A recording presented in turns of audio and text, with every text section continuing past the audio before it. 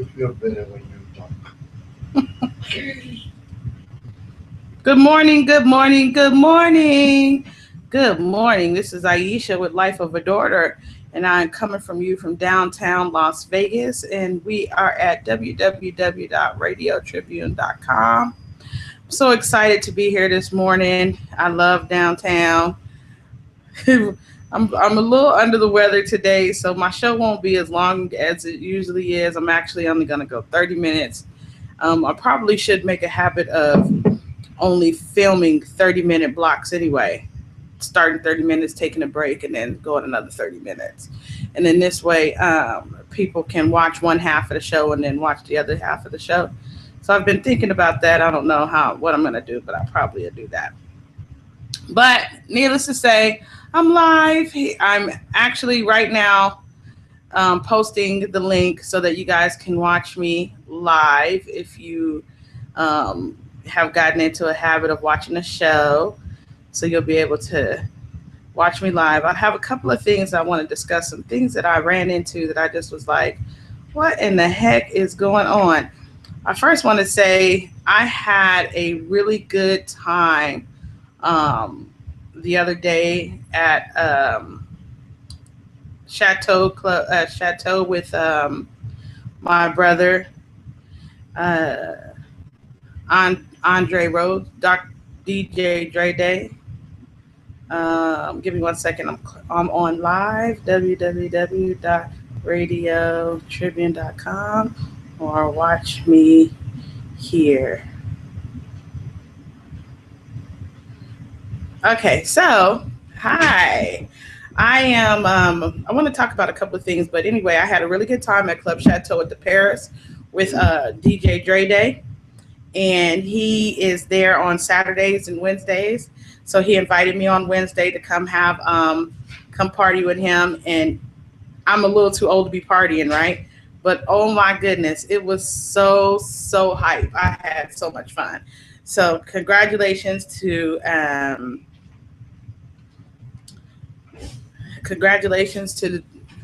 DJ Dre Day and Paris for having him there. And they play like different various music. So we're kind of still working out this thing. I like where I'm at, but if I'm by myself, I probably should be somewhere in the middle.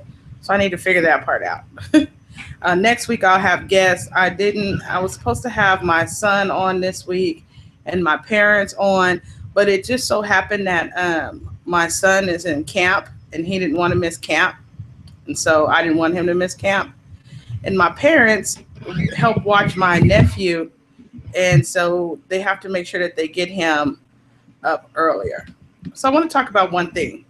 Start here. Just current events. My show today is going to be I'll be ending about 8:30. So in Spokane, Washington, the president of the NAACP, her name is Ashley. I'm looking up the content right now. She has been passing for a black woman for the last 15 years. And it just so happens that her parents finally came out and said that she is not black, that she was born, her mom and her father is white. Yes. So the president of the NAACP, I'm looking up the story. I'm going to give you her name. Her name is Rachel Dolezal, Dolezals, and she is in Spokane, Washington. So the president of the NAACP has been passing as black, which we all know in the civil rights civil rights movement, it was really common for blacks to try to pass as white. But who in the hell tries to pass as black? That is just so odd. There are many actresses and across the land who are mixed race, and people get them mistaken as being only black. And when they're and when they're questioned about their ethnicity, they will say, my dad is black, or so forth and so on. So they will say what their ethnicity is, but when you see them, they don't look black. They look Caucasian. But this young lady is Caucasian, and she has, she has a master's from Howard University, and she taught African American studies. But her mother and her father are both Caucasian, and her mother is actually Ruth Ann. Her dad is Larry, and they're quoted saying they were that they want people to know the truth, including that their daughter is Caucasian. The Dolezals sat down with Channel 11 Live, Spokane sister station, KREM2 News, and said their daughter is specifically German and Czechoslovakian. So this young lady, I have seen her with when the riots was going on in Baltimore, and the mother, the young lady who had whooped her son from being on the line at in Baltimore. I'm sure we all saw it. It was all over the news. She was on every View, Steve Harvey show. So everybody knows what I'm talking about. When she grabbed her son off the line and whooped his butt for being on the riots in Baltimore.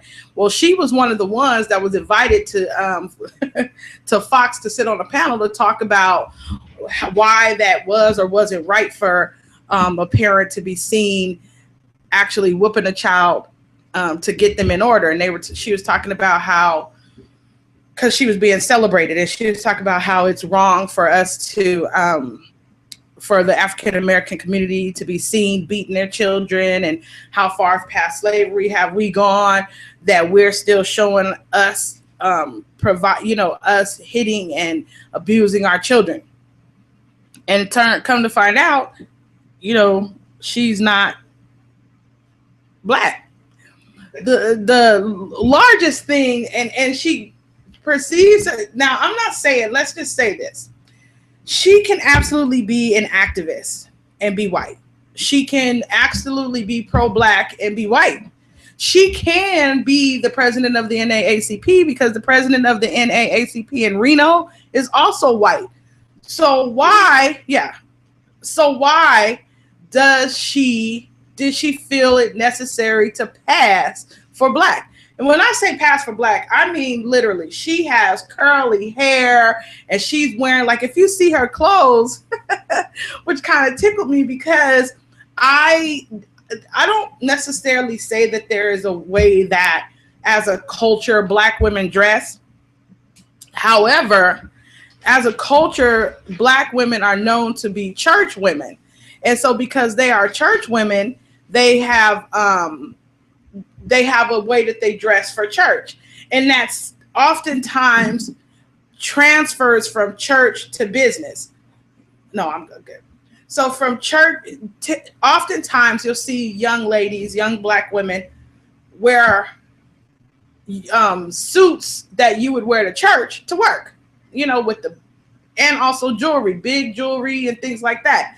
And again, I'm not saying I'm black, so I'm not talking about my sisters like I'm black, yes. Well, I'm black and Latin, but I'm not talking about my sisters like, we all look alike and we all dress alike. That's not what I'm saying. What I am saying is we have a distinct manner of dressing. And this because the world in hip hop culture and across the land have adopted the way we dress. We're actually the trendsetters. So this young lady dresses that way with the big bulky jewelry and, her suits that look like church suits. And, so when I read this article, I just was like, oh my gosh, because I remember seeing her. I distinctly remember seeing her on Fox News as one of the commentary, they were doing a commentary, and I said to myself, she looks really odd. I actually remember her because I said, why does she look like that? Like, why is her hair a mess like that?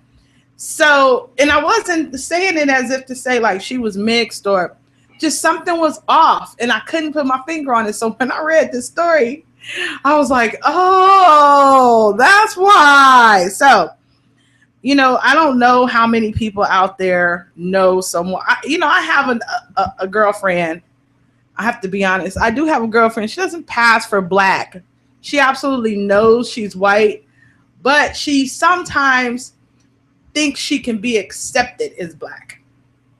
And so she's white. She knows she's white. She's, but sometimes she thinks she can be accepted as black. And so I don't think that's passing. I just think that her culture and her world around her is African American. And so it's an easier adaptability for her. Her children are African American, where she works is African American. Her mentors are African American. Her boyfriend used to be African American. And now, of course, because of that lifestyle, she only attracts African Americans, but she knows she's white, And then I have another lady in my life whom she is a black woman. And if you met her, you would be confused because she absolutely is black. But if you had a discussion with her, you would be like, does she know she black? Like, does she know everybody around her? We all black. Does she know she black? And not saying that someone talks, because I have a friend, Jerry Smith, and he does this poem of you because you think I'm white. And that's like the whole concept is about how people treat him differently because he talks European. He's very Jerry Smith. And he's a rich guy. He's a good guy. He's, a businessman. I actually like Jerry, but he has this whole speech on where he talks about because you think I'm white. And basically it talks about how he was isolated from the black community because they said he was too white. He couldn't fit in. And that is ongoing. Like it's an ongoing thing for us as individuals to, for blacks as individuals to fit into a cultured box, but there is, literally there's no cultured box. And which brings me to another point. We always have this situation where people are talking about we're so far away from our culture. And the truth is, I like to question what the culture is. Now we can say that we're so far away from our African roots because we've become so Americanized. But we live in America, so we've had to adapt. And this is a conversation I have with people often, and I'm bringing this up again because I wanted to, there's a young lady, her name is Rachel Dolezal, and from Spokane, Washington, and she is just being outed as passing for black, and she is the president of the NAACP. And that's what we're talking about. We're talking about cultural differences. So what I was saying is people are always talking about we're so far removed from being Africans.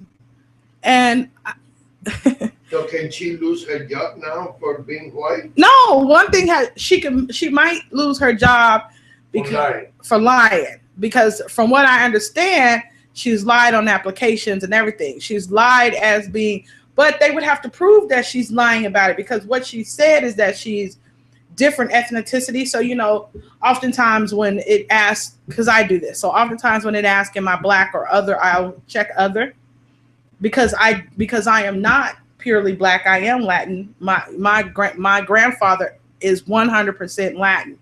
So that would make me mixed, right? So oftentimes I don't neglect that part of my heritage. I will mark other. So she put that she was white, black, check, and some other things. So on her application, she's known to put a mixture of things.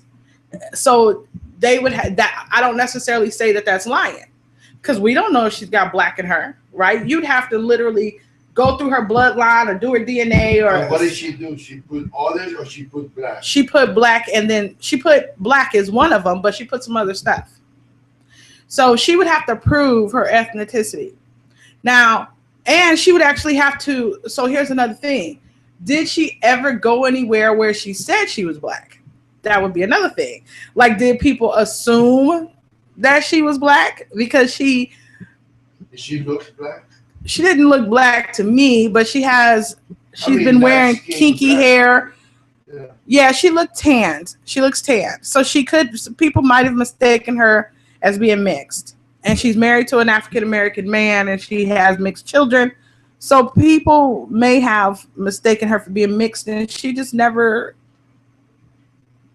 answered, She never... So let me ask you, what was the point to bring this out to the media? So probably because if I could put a big, broad picture on it, the media probably was offended because they were bringing her out as an African American activist, and they had validated her culture. Well, can she so, be an activist for the Black American people without being black? Which is, I said that from the beginning. I said that from the beginning. No one says that she can't be an African American activist and not be black. I absolutely said that. But in the same token, be who you are. Don't blend into a culture. Be you, right? If you're a Caucasian woman and you're fascinated with because she actually teaches African American studies. So if you're a Caucasian woman and you're fascinated with the black culture, that's fine. There's nothing wrong with that. You know, we appreciate it and we welcome you in. But it almost becomes like you're doing blackface when you're walking around with locks or you're walking around with kinky hair and you're wearing our clothes and you're not saying, you know, you're in the media as being African American. It's almost like doing blackface. That's why it's such a big deal. Have anybody ever asked her straight through? Hey, they just asked her. Ask you, are you black or you white? They just asked her that. And what she said? She tickled around the answer. So when they asked her point blank, what's your ethnicity? She did not answer. So that says that she's been passing. So that, you know, that's an issue. And again, it is the situation isn't about her, because I want to be clear. We need as much help as activists, and you know, there is a handful of black activists, but we need activists, period. We need people to stand up on our behalf, period.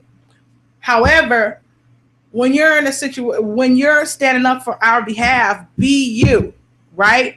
Because in a matter of speaking, she is almost doing, I know that I'm going to I'm really, because this is going to be shared over and over and over again. But to me, I feel like if she's doing that, she is almost in blackface. I'm appalled simply because, and really mostly because of this one thing, because she was talking against the mother of the young black boy for going to get that young black boy on the line. So really, I'm annoyed because I watched that interview and I literally said to myself, obviously she's not a mother.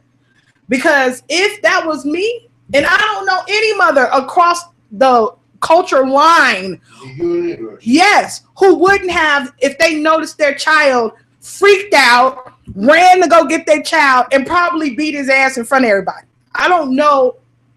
I literally, because a mother's instinct gets afraid for the child, not for the situation. She don't give a damn if it's on TV or if his friends is there. She just saw her son about to get killed or do something stupid that could cause him to get killed, and she reacts. Okay, now this mother, what killed me about this is, and this I always point this out, this mother saw her son on TV and all she could see was his eyes because he had on a mask that covered everything except his eyes, and she could see him on TV. And she went to get her son. To me, that is and really what we're talking about is a mother's instinct, because what she saw was her son. Her instinct said, that's my baby. Okay. So she went to go get her baby. So yes, she was celebrated for going to get her baby, not necessarily for beating him on camera. But the truth is, there are times where we should all be beating our children on camera, you know, because, and I'm not saying that it's a form of bullying, but what I am saying is the days when our children were getting spankings, when we were in corporal punishment, we weren't having this situation where the principal is getting beat up and the teachers is fighting with the students in the school, or, you know, that those days were not happening. When bring guns to the school. Yeah, bring a gun, killing everybody. That wasn't happening because that child, or in my life, right? It took a village to raise a child. So if I got a whooping at school, I was going to get a whooping by my auntie down the street, and then also from my daddy at home, right? That's the world we come from. And so now we're so far removed from what they call corporal punishment. I had a conversation about that with my son. I don't really hit my son anymore because he's 11. literally, because he's 11 and he's almost as tall as I am, and I don't want him to grow up and marry an aggressive woman. I want him to grow up and marry a good woman who he can be a team with, and not someone that runs over him or controls him. So I've dialed back from being that dominant personality because I want to offer him the opportunity to see, to have something different. But when my son was younger, so I spanked my son from 4 to, I guess, 8. So from 4 to 8 is when those were the spanking ages for me. And I spanked my son because, number one, children, and you can read any books and they'll tell you this. Children. The police is here looking. I know, right? For the spanking my son. Children have a tendency to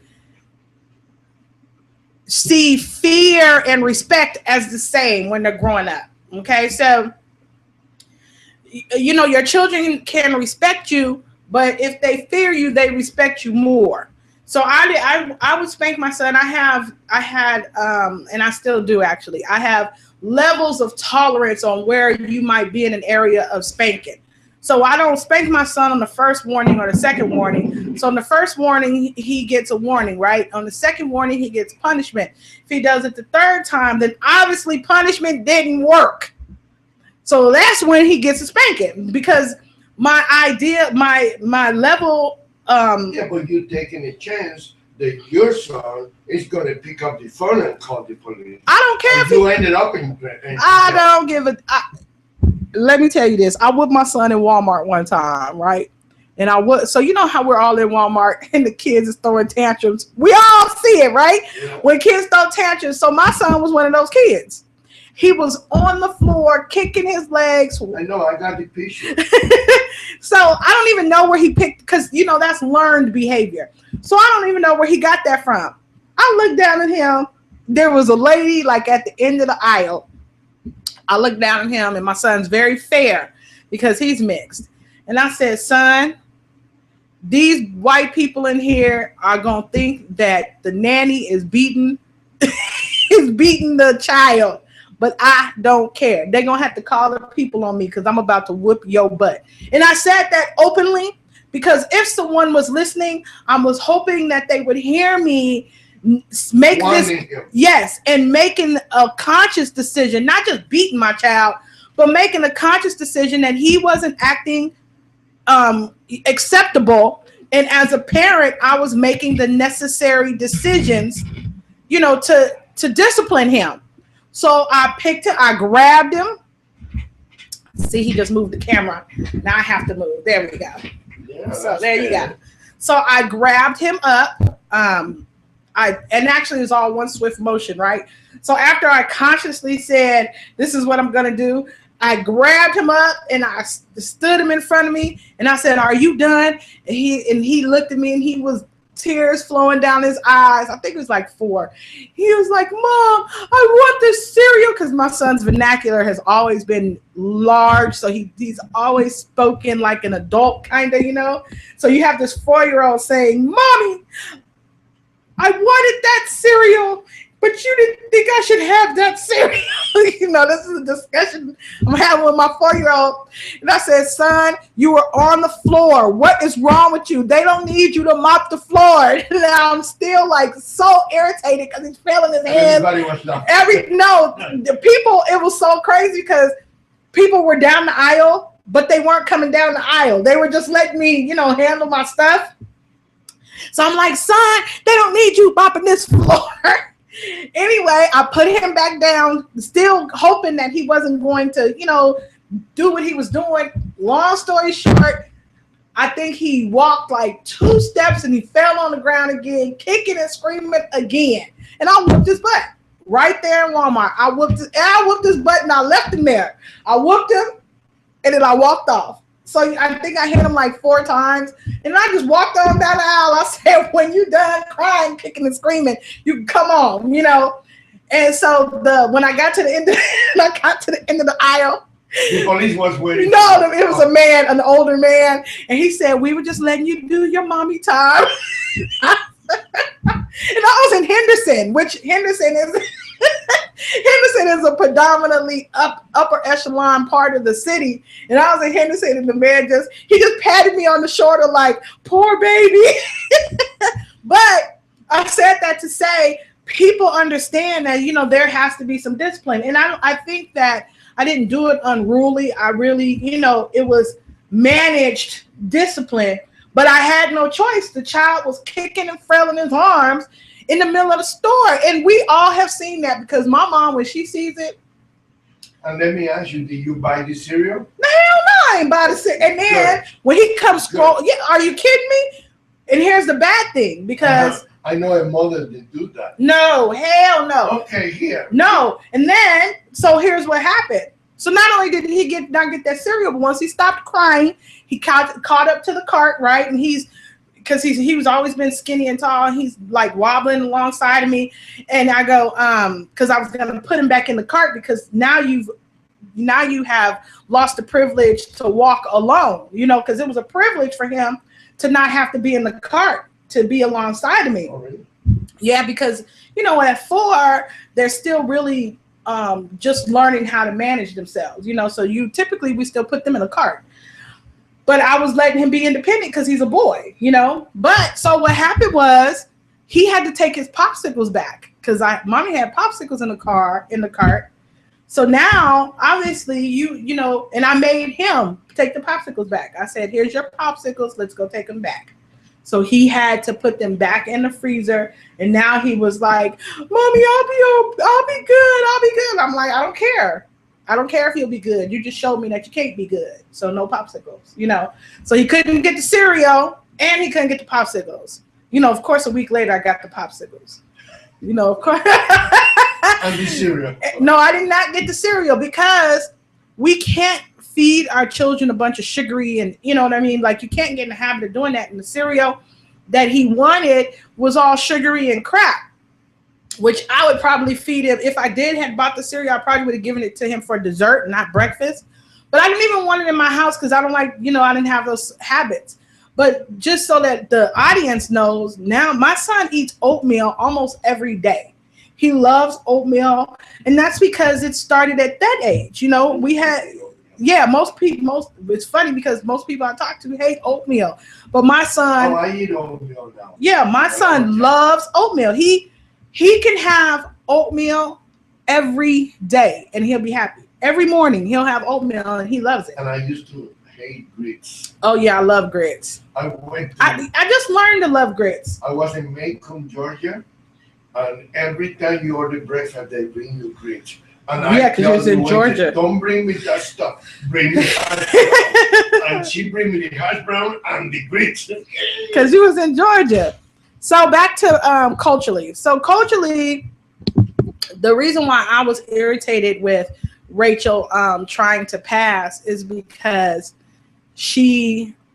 that moment where she talked against the race, I don't think it gave her authority.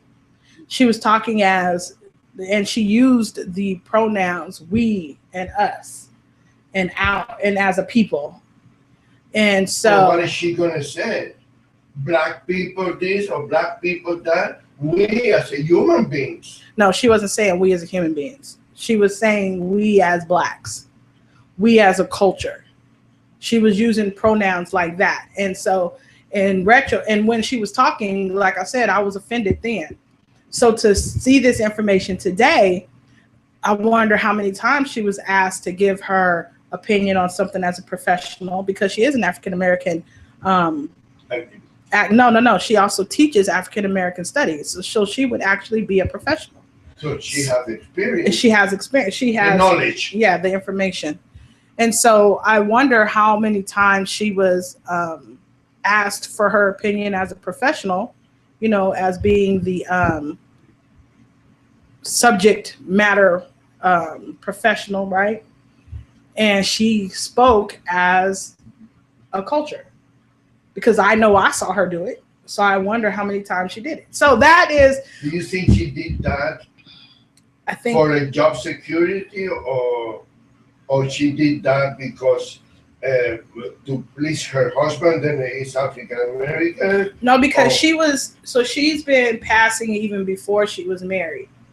So I think that she just fell in love with the culture, which happens often. Because I have a friend like that. Yeah. She's white, and one time she got arrested, and the police said that they saw a white girl running away, and she said, "But I'm not white."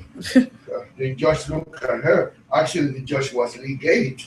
Oh. What do you mean you're not white? Exactly. You know, and she got those little Streaks.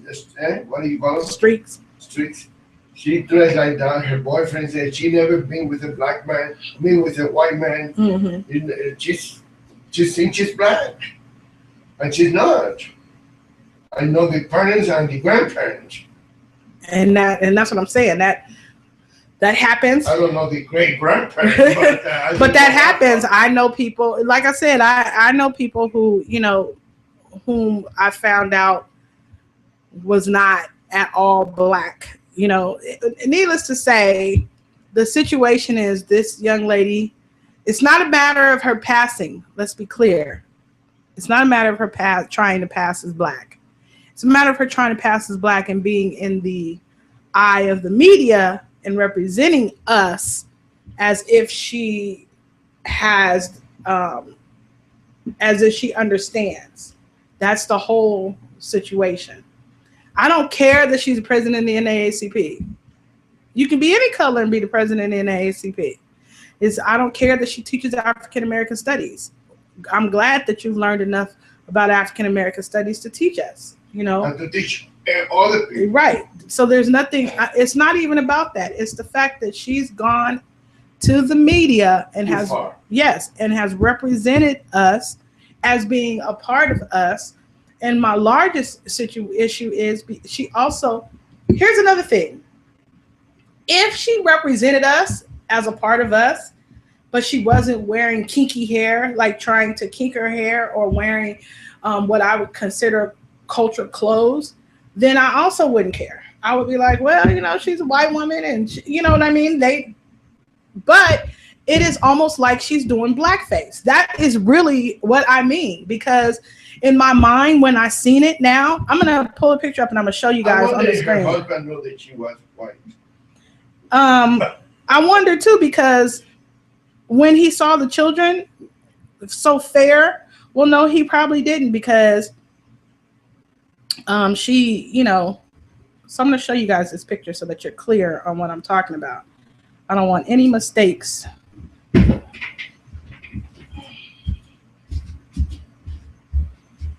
There's the camera right there. Oh, I think this went down. Oh, man, I got to go back. Oh, here it is.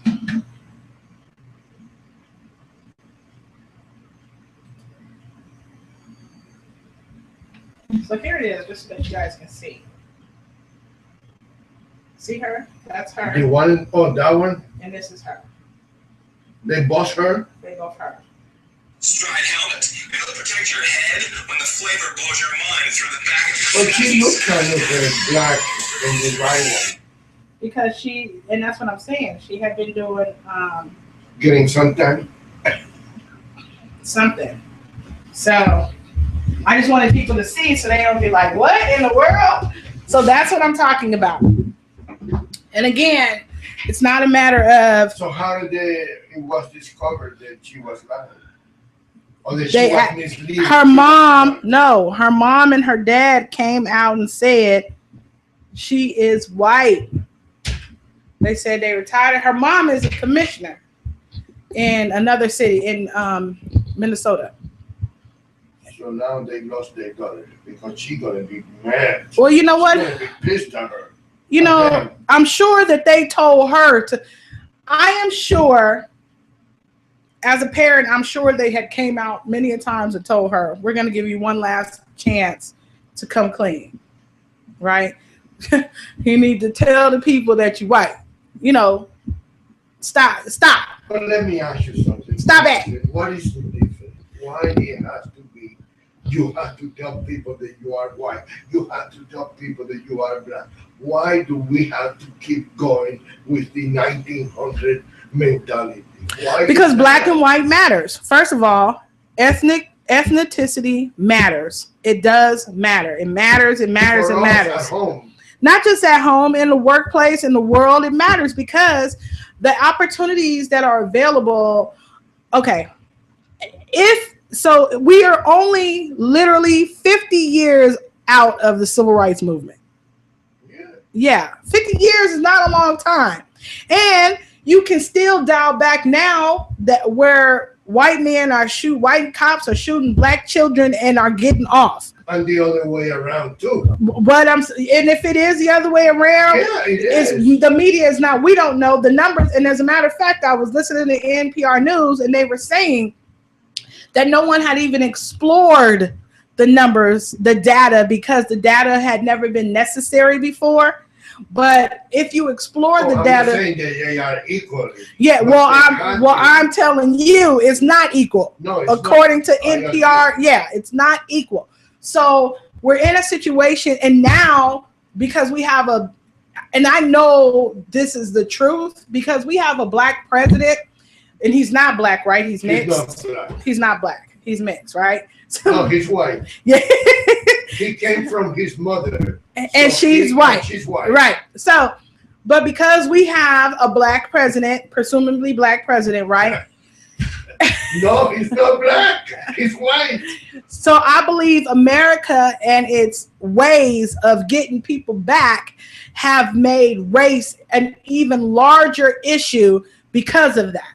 I believe that America and the powers that be, and I'm sure everybody's like, this is such a conspiracy theory, but the whole freaking world is based on conspiracy theories. The Republicans now. I'm not blaming the Republicans. It's not even about Republicans. This is about the world. This is about those who own most of the money in the world, who control making most of the money in the world, who control the forces of the world.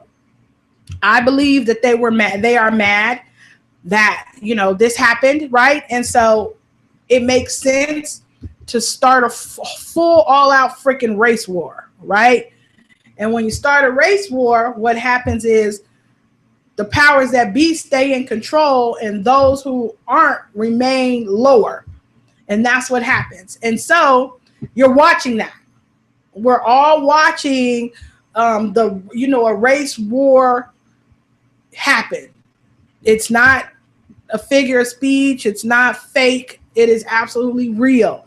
And as this happens, monies become less available. Opportunities become less available. It becomes easier for those with opportunities to squeeze us out justifiably.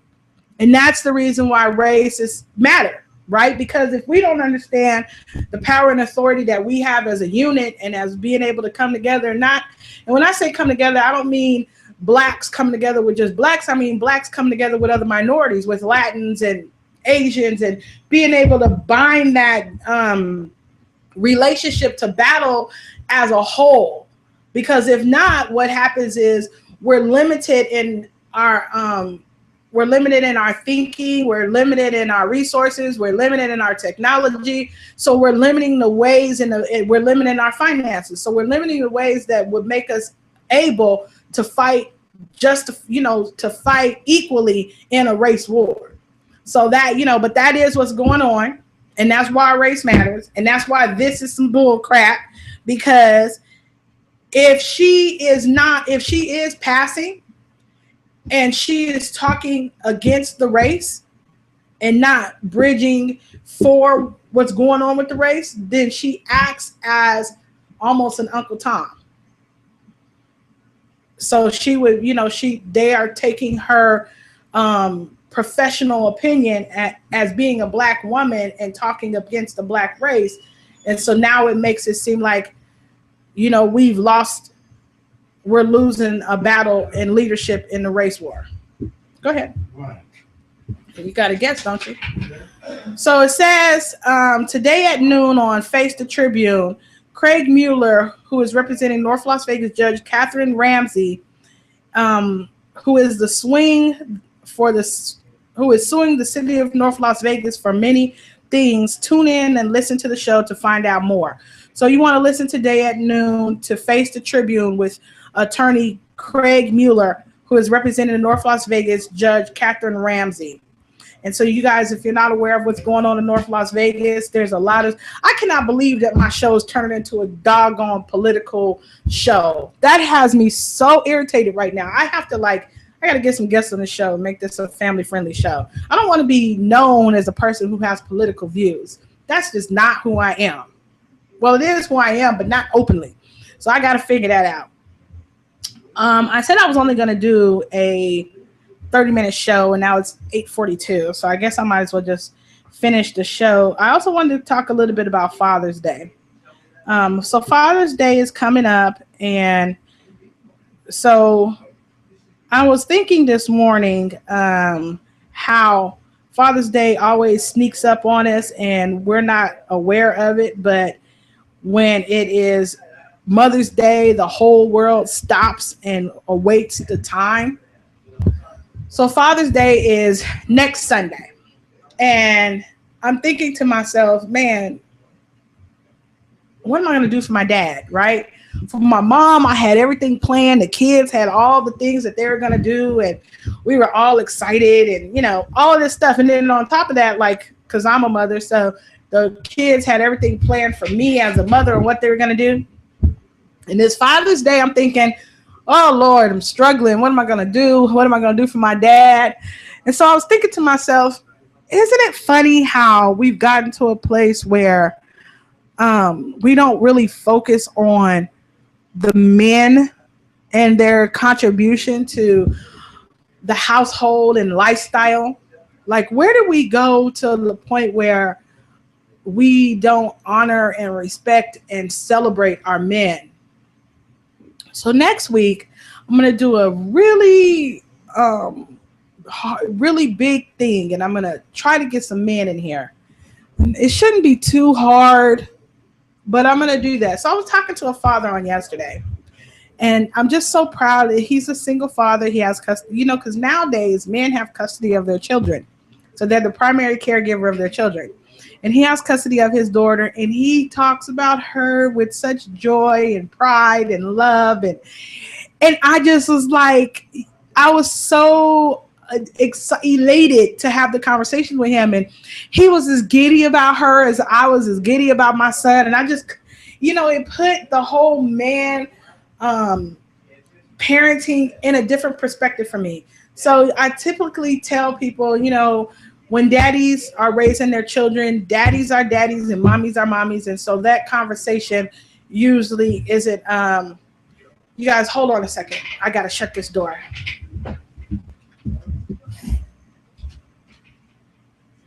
That's okay.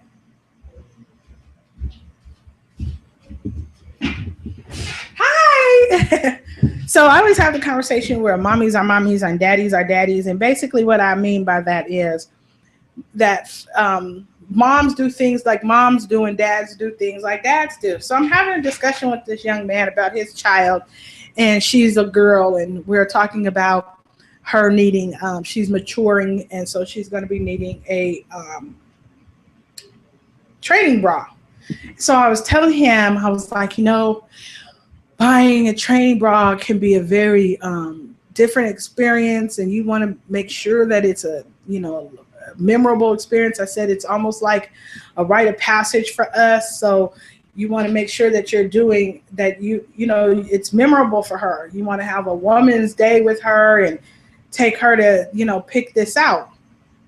And so I was kind of having a discussion on how my mom was really active about, I'm talking about Father's Day, how my mom was really active about making sure that we had the right fitting cup size and all of that.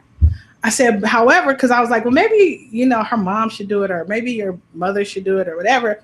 Then I thought about it, and I said, well, I guess not, because my daddy has been buying us underwear since as long as I can remember. My dad has bought us, he buys the girls underwear on their birthday. That's what he does. He takes us underwear shopping. And he doesn't make sure it fits or anything like that. You know, he has the sell. No, he gets the sales ladies to help us to make sure that, you know, my mom teaches us about bras and stuff at home. How, she's given us tutorials, basically. How the cup should fit, how our breast should fit in the bra, how it's important to have good support and stuff like that. So when we go to the store, my daddy would make the sales lady help us, in the in the dressing room to make sure that everything fit right or whatever. But my daddy is the one who made sure every year, my daddy made sure we had slips and bras and underwear and stockings and socks. And I'm 40 now, and he still every year takes me underwear shopping. Every year, my daddy still takes me underwear shopping. Why do you know your mother? Because it's just something daddy did. Oh, it's something daddy did. It's something he's traditionally done. And it's something we all look forward to. My baby sister lives in Fresno, and she, for her birthday, she comes home like around her birthday time so she can get her underwear. So it is, underwear is expensive. As you get older, it becomes even more expensive. And my daddy doesn't buy, like, let's be clear, like my dad isn't looking at the underwear, holding it up and saying, these are pretty. He's not doing that. He's having that daughter, daddy time with his daughters. And it's it is, when I was talking to him about it, it's a very intimate time, and I don't know if it would be as intimate if it was with my mother, because mommies are mummies and they have the same thing and it doesn't have that real effect, But when I'm with my daddy and I'm underwear shopping, it is an intimate time and I'm really vulnerable at that time. So we have very open and transparent conversations because I am vulnerable. And maybe that was his reasoning for doing it. Who knows? However, he does it. And he does it. And we don't go underwear shopping as a group. It's just something daddy does. He when it's my birthday, he takes me. When it's Lorenda's birthday, he takes Lorinda. When it's Maddie's birthday, he takes Maddie. And it's, it's become a part of our lifestyle. And so I said that to say, it's funny how I usually say, and I was just thinking this morning, mommies are mommies and daddies are daddies. But now those roles are so loose, right? Because daddies have, and I say daddy because when they're parenting, when they're fully, that's what they are. They're daddies. They're not fathers, right? They're the nurturer, the lover, they are all of those things. And so I owe many, many men apologies for saying mommies are mommies and daddies are daddies, because that's not necessarily the case.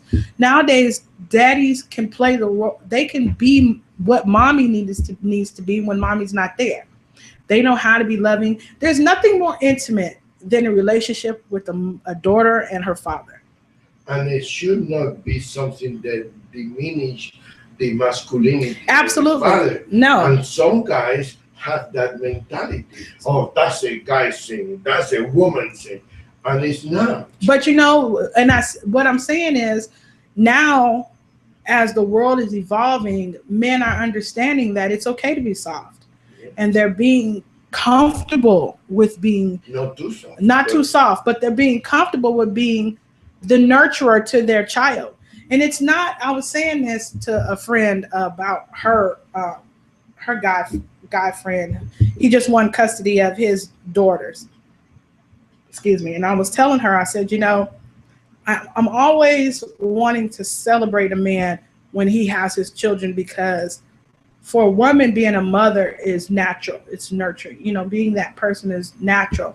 For a father, it's a job. It's a task to get up every morning and to have to function that way. It is true.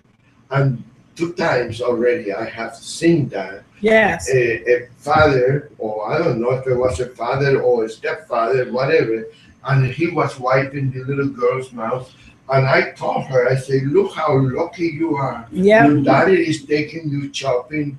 And he was happy. Yes. They're very, and I love it.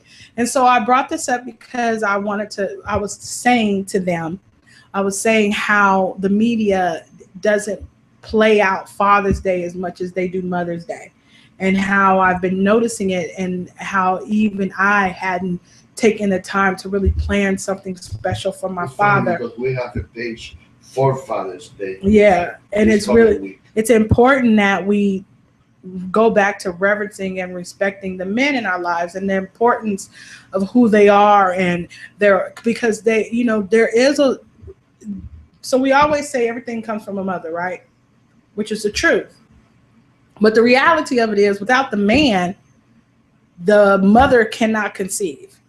So let's not take away the importance of the man, because if he hadn't chosen to give his seed, she could not incubate it and have children. So the man is as important as the woman. Although the woman is a nurturer and she is the one who picks up the pieces. I get that. I get that. I was watching Judge Brown, and is that his name? Yeah. And he was reverencing his wife and the roles of women in his life. But even in that reverence, it happens all the time. Women are reverenced all the time. And I'm not saying that we don't deserve it. That's not what I'm saying. What I am saying is we're reverenced all the time. And there's not really a space or a timeline where we're really reverencing men. And don't give me that conversation where the whole world revolves around men, because all the statistics will prove to you that that crap is not right. So we're in a space where I think the media, the world has figured out a way to diminish the male role and make them unimportant in the household, and we are accepting it. And I want you guys to, I challenge you on the 21st, from now until the 21st. Women's liberation, No, yeah, I'm not a fan of second wave of women live. A guy cannot be a cocktail waiter, Right. but a woman can be a ballet partner. Yeah. Why? A woman wear pants. Guy cannot wear a skirt. Why? No, well, we'll talk about the second wave of women liberation on another show, not this show. Okay. Because I have been openly honest about how I feel about women's lib. Not the first, because there's two waves of women lib. So there's a first wave of women's lib, which gave us the same rights as the civil rights movement. Because when the civil rights movement was being fought, so was the women's rights, women's liberation was being fought at the same time. And a lot of people don't know that. But as civil rights movement was going on, as the race war was happening, so was the gender war. And, you know, so the rights for both was being fought at the same time. So every time a black was given justification, so was a woman. And so, you know, I understand that's what happened, right? I'm very aware of that movement. I don't really talk much about that, but I'm very aware of that movement. So I will talk about that. It's the second wave of women's lib that really messed up the household. And the second wave of women's lib is, if you guys aren't familiar, you can read about it. It all starts with that whole bra burning crap. So when you're talking about the second, when you hear people talk about women's liberation, if they don't understand the first wave and the second wave, I'm telling you, the second wave, that's where the burning of the bra happened. And that's where women were basically saying, treat us equal as men. So you really should read about that if you're a woman and you don't understand that. But let's dial back. So the 21st is Father's Day. And I maybe see one commercial about Father's Day a day. Just one commercial. When Mother's Day was coming, oh, please. Everything was about Mother's Day. Everything. I was getting 20 inboxes about buying flowers. You know, everything was about that. So now I don't know if maybe they don't know what a man wants for Father's Day. Maybe that's why it's difficult for the media to figure out how to market it, you know, how to make it a marketable. But nevertheless, I want you guys all at home to honor and reverence the men in your life. The mentors, the fathers. I have a mentor. Matter of fact, I'm going to have him. I have to talk to him today and see if he'll do my show. I'm sure he will, but I haven't talked to him about it because we've been busy. But I have a mentor that every Father's Day, the last two Father's Day, I tell him Happy Father's Day because of the man that he has shown me in my life. I have a really good father. I'm blessed. I don't need no one to daddy me. I don't need nobody to father me. My daddy's got that. I'm blessed on that. And the same thing with my mom. I don't need no one to mother me because my mom's got that. However, I have been blessed to have great mentors and men that I can look up to and have the man in my life aspire to be. So I'm really blessed and honored. And One of those is Frank Hawkins, and one of those is Ron Thomas. I love my pastor. I don't always go to church because I got some church issues, but I literally love and reverence my pastor, specifically because he walks the walk. He doesn't just say the things that he's going to do. He does the things that he's going to do. And that, you know, the men in my life, that's who they are. They're doers. They don't talk. And that's why I'm the woman that I am. I'm a doer because these men lead by example. And I aspire to be the woman that can support those men. I don't aspire to be them. I aspire to have their knowledge and wisdom, but I don't aspire to have their strength and powerless. And that's why I admire you the way I do. And I tell you the truth, you have given me the longest half an hour that I've ever here. And I admire, the other day was the same thing. You was feeling down like hell. And then you came in here and you did an hour and 2 minutes. Then people need to see the last two shows, this one and the last one. And so I said at 8:45, I said to them, I said I was only going to do 30 minutes, but I'm almost done. So I just finished it off. So February is February. June 21st is Father's Day. June 21st is Father's Day. June 21st is Father's Day. Please get out there and reverence the men in your life. Even if your children don't have a father, here's what I want you to do. Here's what I challenge women who have children in their house and they don't have a man and they trying to be the mama and the daddy and talking about celebrate me for Father's Day. I challenge you to find a man that your children can celebrate on Father's Day. Because if you don't have a man in your life, shame on you. And what you should be doing is finding a representative for your children to aspire to want to have as a husband or want to be like. So this year, I challenge you to find a man to celebrate on Father's Day. That's my challenge to you. Thank you. This has been Life of a Daughter. I'm A'Esha Goins, and you're watching and listening to RadioTribune.com.